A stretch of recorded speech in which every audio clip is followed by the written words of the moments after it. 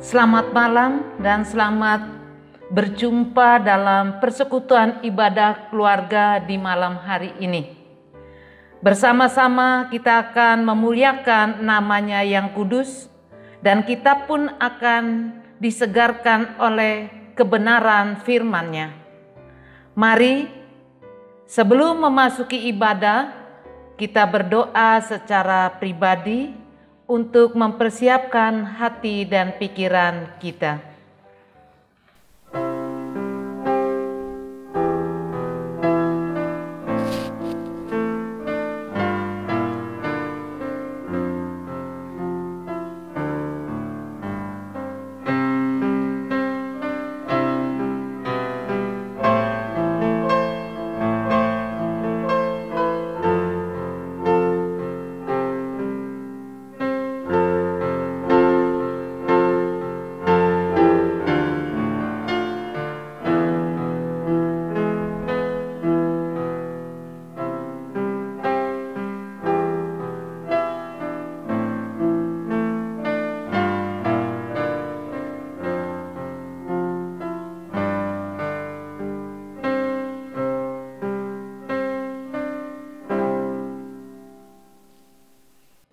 Umat yang dikasihi Tuhan, mari berdiri dan mengkidungkan pujian, memuliakan namanya yang agung dan besar dengan menyanyi dari Gita Bakti 3, Mari Menyembah.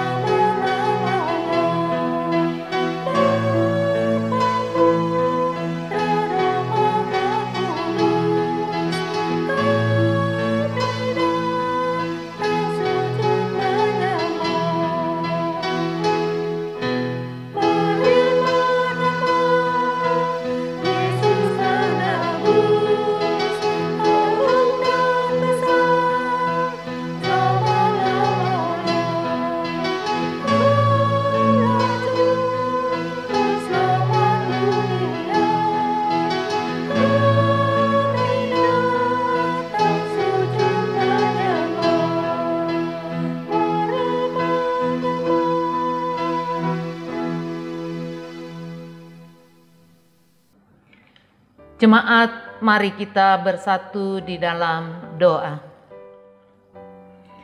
Allah Bapa kami yang bertahta di dalam kerajaan sorga, Allah yang maha baik, pada malam hari ini kami yang berada di rumah kami masing-masing untuk melakukan ibadah keluarga melalui virtual.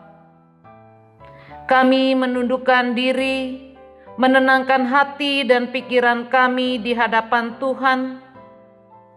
Kiranya Roh Kudus-Mu mengisi hati dan pikiran kami, agar kami ada sukacita di dalam Tuhan. Tuhan, kami mohon kiranya ibadah pada malam hari ini dari awal, pertengahan, sampai selesai hanya jadi di dalam nama Bapa, Anak, dan Roh Kudus. Amin. Jemaat dipersilakan duduk kembali.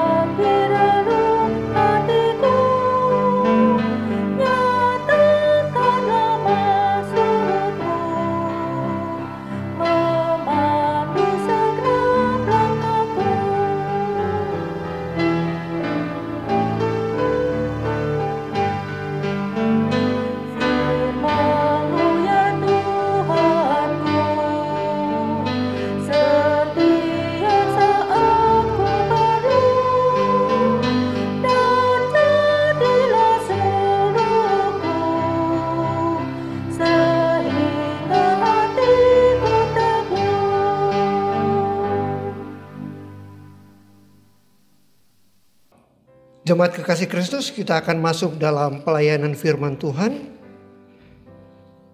Saya mengajak kita membuka Alkitab yang terambil dari Kisah Para Rasul 9, ayatnya yang ke-7 sampai dengan ayatnya yang ke-9. Kisah Para Rasul 9, ayatnya yang ke-7 sampai dengan ayatnya yang ke-9. Sebelum kita membaca firman Tuhan dan mendengarkan renungan firman Tuhan, kita berdoa. Kami naikkan puji dan syukur kepadamu Tuhan, karena Tuhan begitu baik bagi kami. Terima kasih untuk penyertaan Tuhan. Kalau sampai saat ini kami boleh diberikan kekuatan, kemampuan, sukacita dan damai sejahtera yang berasal daripadamu Tuhan. Terima kasih Tuhan boleh menjaga dan melindungi kami dalam kami melakukan aktivitas kami di hari ini, dari pagi hingga malam hari ini. Dan kembali lagi Tuhan, kami datang kepadamu Tuhan. Kami memelandasi ibadah di malam hari ini dengan membaca firman Tuhan. Tuhan berkati firman yang akan kami baca dan kami dengar. Biarlah hamba yang lemah ini dapat memberitakan isi firman Tuhan ini sesuai dengan kehendak-Mu Tuhan. Kami telah siap mendengarkannya. Dalam nama Tuhan Yesus kami telah berdoa dan mengucap syukur. Amin. Jemaat Tuhan, saya mengundang kita bangkit berdiri dan kita membaca firman Tuhan yang terambil dari Kisah Para Rasul 9 ayatnya yang ke-7 sampai dengan ayatnya yang ke-9. Demikian bunyi firman Tuhan. Maka termangu-mangulah teman-temannya seperjalanan, karena mereka memang mendengar suara itu, tetapi tidak melihat seorang juga pun. Saulus bangun dan berdiri, lalu membuka matanya, tetapi ia tidak dapat melihat apa-apa. Mereka harus menuntun dia masuk ke Damsyik. 3 hari lamanya ia tidak dapat melihat, dan 3 hari lamanya ia tidak makan dan minum. Demikian firman Tuhan. Terpujilah Yesus Kristus. Haleluya.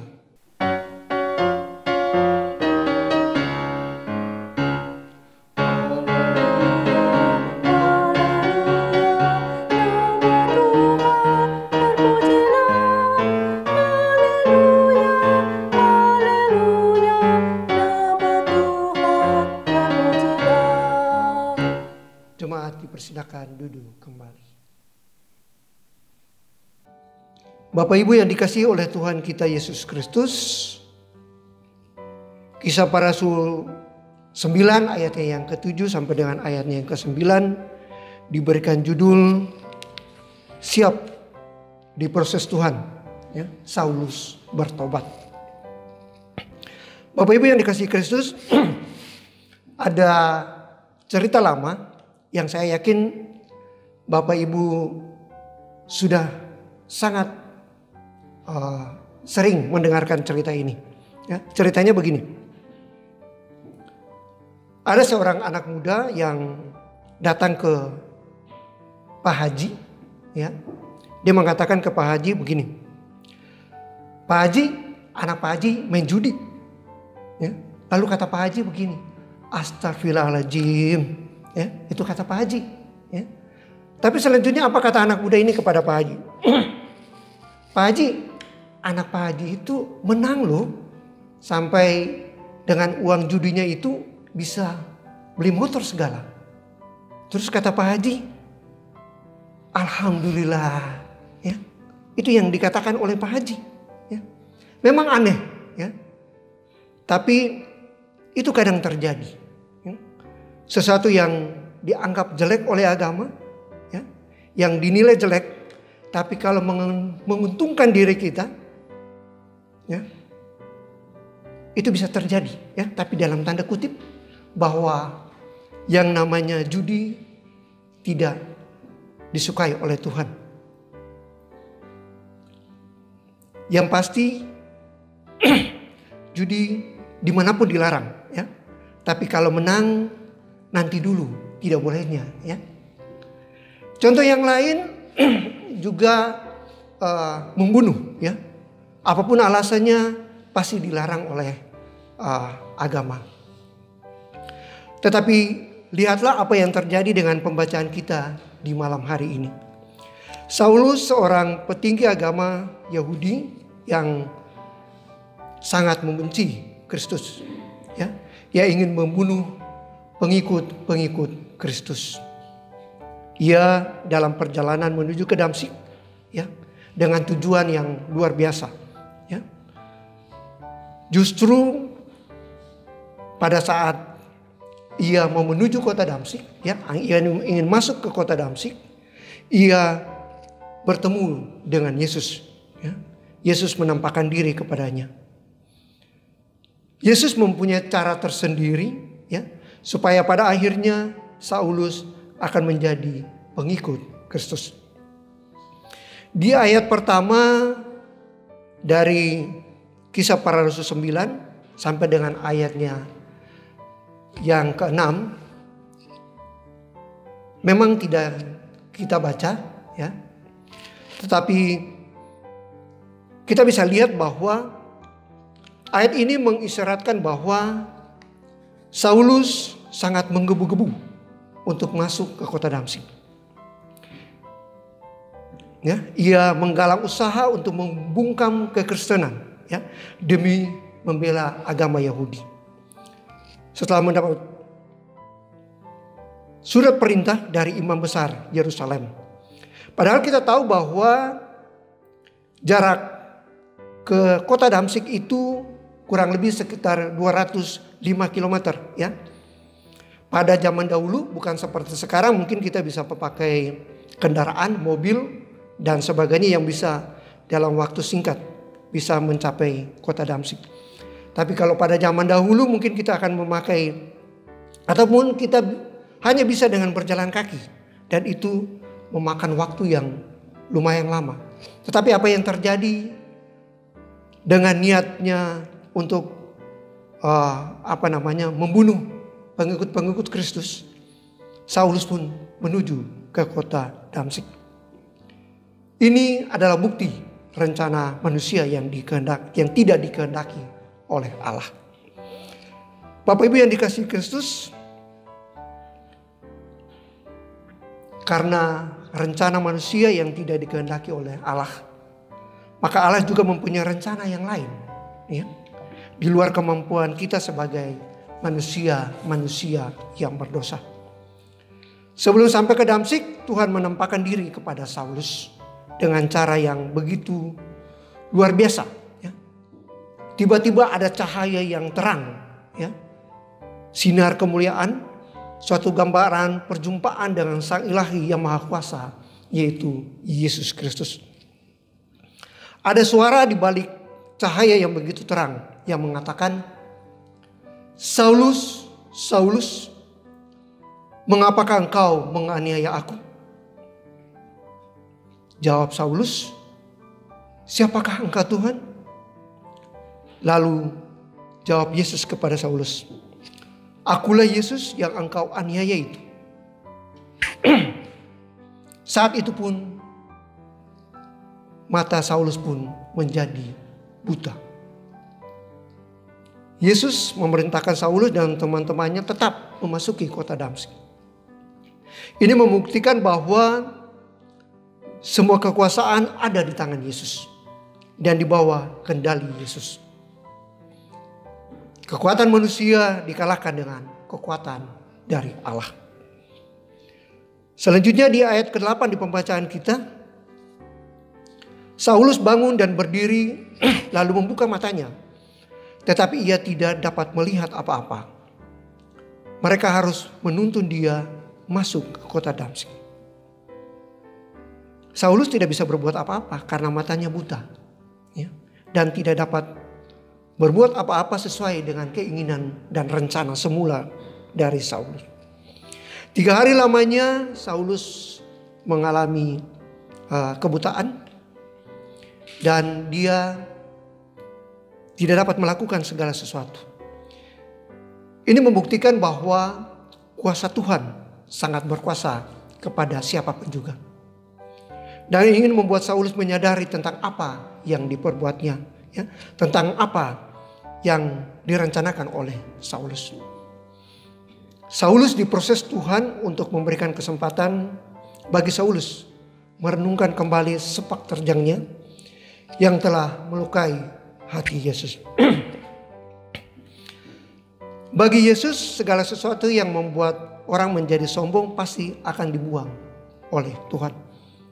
Dan maksud Tuhan di balik semuanya ini adalah untuk Saulus kembali kepada Yesus. Tuhan ingin agar Saulus sadar karena apa yang diperbuatnya sangat tidak dikehendaki oleh Tuhan. Karena dengan mengalami kebutaan selama 3 hari, ya, Saulus pun tidak makan, Saulus pun tidak minum. Menunjukkan kuasa Tuhan kepada Saulus. Inilah proses di mana kuasa Tuhan berkuasa atas kita. Dan kita harus menyadari dan kembali menjadi pengikut Kristus yang setia. Bapak Ibu yang dikasihi Kristus, selanjutnya kita dapat melihat juga bahwa Tuhan memelihara kehidupan Saulus. Apa yang bisa kita lakukan dengan kondisi tubuh kita? Kita tidak bisa melihat 3 hari lamanya, ya, kita tidak makan dan minum. Tetapi Tuhan tetap memelihara kita, ya. Tuhan tetap memelihara Saulus. Satu proses di mana Tuhan, ya, melakukan kuasanya. Tidak makan dan tidak minum selama 3 hari itu sangat menakjubkan. Tetapi semua ini bukan kehebatan dari Saulus. Ini adalah anugerah Tuhan kepada Saulus. Di mana Saulus dibentuk Tuhan untuk menjalani proses kehidupan ke depan, ya. Kehidupan di mana Saulus harus menjadi anak Tuhan yang setia. Banyak tantangan yang harus dihadapi ketika proses yang terjadi dalam kehidupan kita. Proses Tuhan tidak ada yang bisa kita pahami. Banyak orang yang dahulunya melawan perintah Tuhan, tetapi pada akhirnya Tuhan dapat membuat seorang menjadi pengikut Tuhan yang setia. Ada satu contoh, ini nyata, bahwa ada salah seorang yang dahulu kalau kita melihat sepak terjangnya dia dalam kehidupannya dia, ya, bahwa dia ini nakal, ya, dia ini sampai dengan bisa membunuh orang. Tetapi pada akhirnya, pada saat dia di penjara, Tuhan memakai dia, ya. Tuhan mengetok dia, dan pada akhirnya setelah dia keluar dari penjara, dia bisa menjadi pengikut Tuhan, ya. Dia bisa menjadi penginjil, dan itu nyata terjadi. Kita tidak perlu khawatir, ya. Kita tidak perlu takut kepada siapapun tentang kehidupan kita, karena kita yakin bahwa ada Tuhan bersama-sama dengan kehidupan kita. Tuhan akan menuntun kita. Tuhan akan menopang kita. Tuhan akan membimbing kita.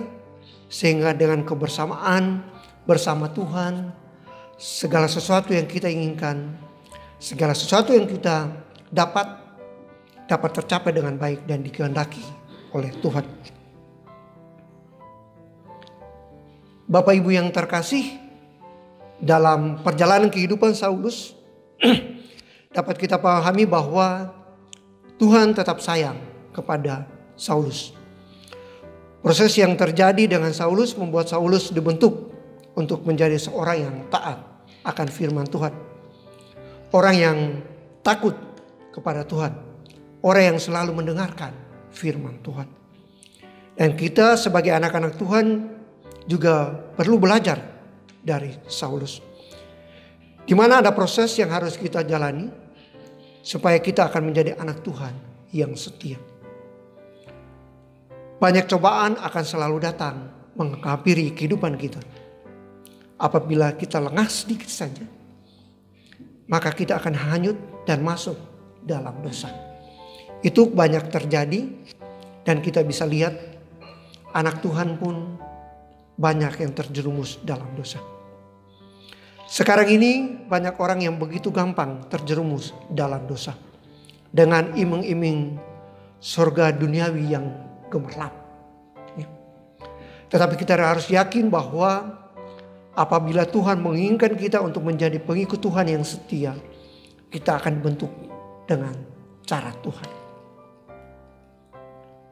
Saulus akhirnya bertobat dan mengikuti perintah Tuhan, menjadi pengikut Tuhan yang setia.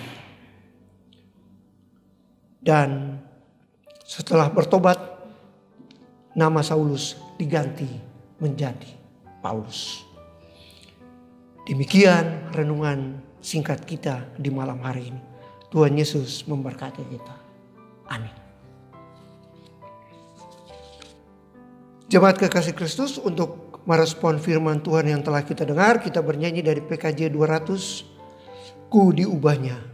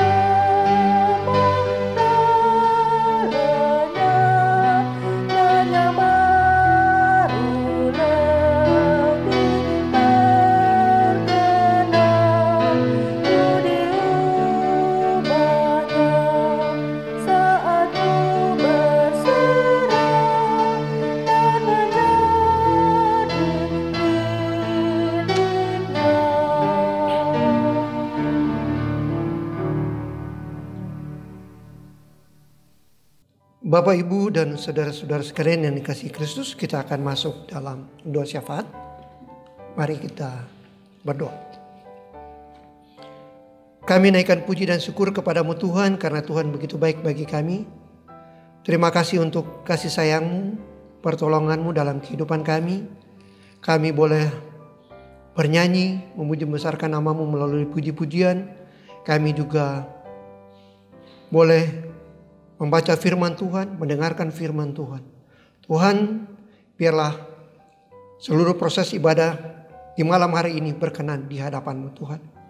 Di malam hari ini Tuhan, kami GPB Pancoran Rahmat datang lagi kepadamu Tuhan. Kami mengucap syukur dan berterima kasih untuk kebaikan Tuhan dalam kehidupan kami semua. Karena Tuhan boleh menjaga dan melindungi kami semua. Terima kasih karena Tuhan begitu baik bagi kami. Di malam hari ini Tuhan, kami mau berdoa untuk GPB Pancoran Rahmat, juga di dalamnya warga jemaat yang sakit dan akan melalui proses-proses pemulihan. Bapak Freddy Sahertian, Bapak ER Simbolon, Bapak Benjamin Zuma, Ibu Popon Simbanjuntak, Ibu Elsie Pranoto, Bapak Yusuf Nahuai, Ibu Audrey Sahertian, Ibu Mainer Naimaho, Ibu Endang Tupan, Ibu Elizabeth Palandeng, Ibu Yulia Napitupulu, Bapak Victor Tumanseri, Bapak Gamaliel Huta Barat, dan juga Bapak Ibu saudara-saudari sekalian yang tidak dapat hamba sebutkan satu demi satu. Hamba yakin dan percaya melalui makanan dan minuman, juga obat, kami semua akan disembuhkan. Biarlah kuasa kasih Roh Kudus akan bekerja dalam seluruh kehidupan kita sekalian. Kami hanya bisa berharap kepadamu Tuhan. Kami hanya bisa memohon daripadamu Tuhan. Dan selanjutnya kami serahkan itu kepadamu Tuhan. Tuhan yang akan berperkara dalam seluruh kehidupan kami. Terima kasih Tuhan. Tuhan begitu baik dalam seluruh kehidupan kami. Kami juga mau berdoa untuk seluruh proses yang terjadi dalam GBB Pancoran Rahmat ini Tuhan. Kami boleh melakukan lokakarya untuk penyusunan program. Kami yakin bahwa melalui program-program ini untuk program 2021-2022 akan kami laksanakan seturut dan sekehendak Tuhan. Tuhan yang akan jadi penolong, Tuhan yang akan menopang kita untuk melaksanakan program-program ini sesuai dengan kehendak Tuhan. Para presbiter, para majelis dan juga pendeta kami serahkan ke dalam tangan-Mu Tuhan. Juga seluruh komisi, juga seluruh pengurus-pengurus Pelkat kami serahkan ke dalam tangan-Mu Tuhan. Tuhan yang akan menjaga dan menopang kita. Tuhan akan menuntun kita. Dan kita akan melaksanakan tugas dan tanggung jawab seturut dan sekehendak Tuhan. Bapa dalam kerajaan surga, terima kasih untuk penyertaan. Dan di malam hari ini juga kami akan berdoa untuk bangsa dan negara ini. Pemerintahan dari pusat sampai ke daerah-daerah kami serahkan ke dalam tangan Tuhan. Mereka yang bekerja, biarlah mereka dapat bekerja sesuai dengan kehendak-Mu Tuhan.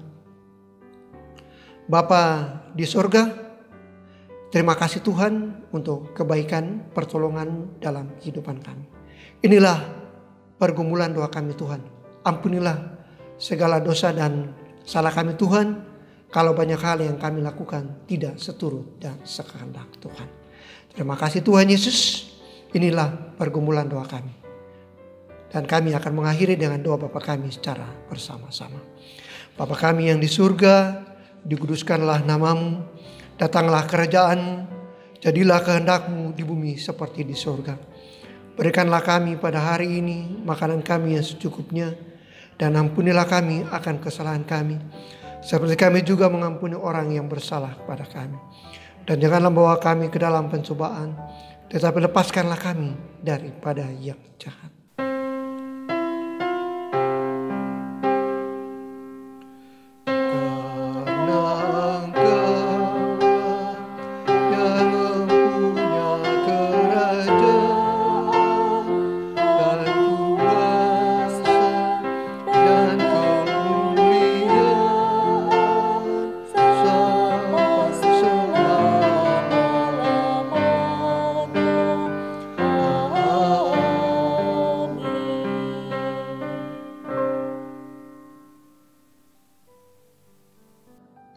Jemaat, marilah kita memberi persembahan syukur kepada Tuhan, Sang Sumber Pemberi Berkat.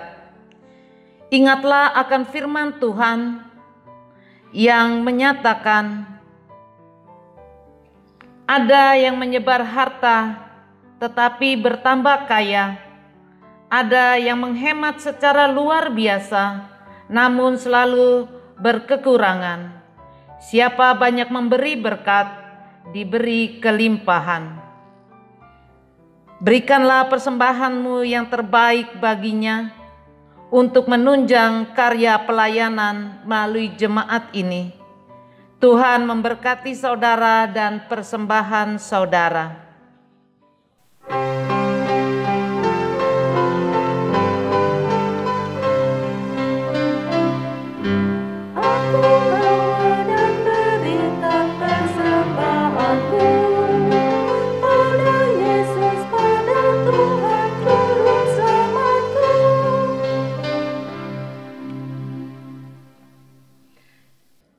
Jemaat, marilah kita berdiri untuk menyerahkan persembahan kita kepada Tuhan. Mari kita bersatu dalam doa. Allah Bapa yang Maha Baik, kami bersyukur kepadamu karena kasih dan pengorbanan-Mu mendorong kami untuk memberi persembahan sukarela ini. Kami sadar bahwa persembahan kami ini tidak sebanding dengan kurban Tuhan dan darah-Mu yang Engkau persembahkan bagi kami. Terima kasih serta kuduskanlah ya Tuhan, agar persembahan ini berguna untuk pelayanan kasih dan keadilan demi kemuliaan nama-Mu. Amin. Bapak Ibu yang terkasih, Kembalilah dalam kehidupan kita setiap hari dan lakukanlah firman Tuhan yang telah kita dengar bersama-sama. Saya mengundang kita bangkit berdiri dan kita bernyanyi dari Kidung Jemaat 466A ayat yang pertama dan ayat yang keempat. Ya Tuhan, isi hidupku.